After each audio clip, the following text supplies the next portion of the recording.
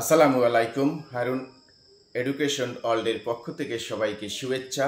আজকের আলোচনার বিষয় চিহ্নযুক্ত সংখ্যা বা সাইন্ড নাম্বার।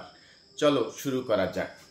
চিহ্নযুক্ত সংখ্যা বা সাইন্ড নাম্বার, আমরা চিহ্নযুক্ত সংখ্যা বা সাইন্ড নাম্বার বলতে কি বুঝি?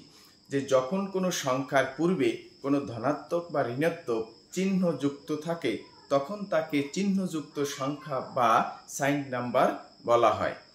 ঋণাত্মক মান গঠন করার জন্য তিনটি পদ্ধতি রয়েছে। যে ঋণাত্মক সংখ্যার মান জ্ঞাপনের জন্য তিনটি গঠন পদ্ধতি আছে। নাম্বার ওয়ান,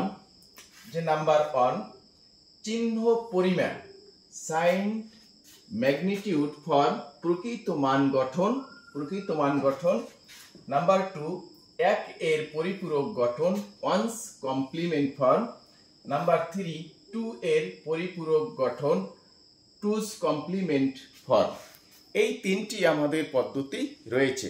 কারণ সাধারণত আমরা সংখ্যা যখন লিখি তখন সেই সংখ্যার পূর্বে যদি কোনো ধনাত্মক বা ঋণাত্মক অর্থাৎ প্লাস বা মাইনাস চিহ্ন যুক্ত থাকে তখন আমরা সেই সংখ্যাটিকে চিহ্নযুক্ত সংখ্যা বলি। এই চিহ্নযুক্ত সংখ্যার ক্ষেত্রে ঋণাত্মক মান জ্ঞাপনের জন্য আমাদের তিনটি গঠন পদ্ধতি আছে। নাম্বার ওয়ান হচ্ছে চিহ্ন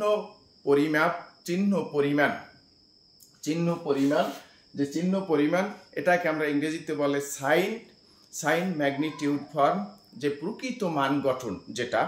নাম্বার টু হচ্ছে এক এর পরিপূরক।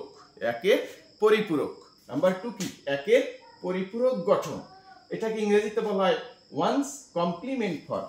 নাম্বার থ্রি হচ্ছে টু এর পরিপূরক গঠন, ইংরেজিতে বলা হয় টুস কমপ্লিমেন্ট ফর্ম।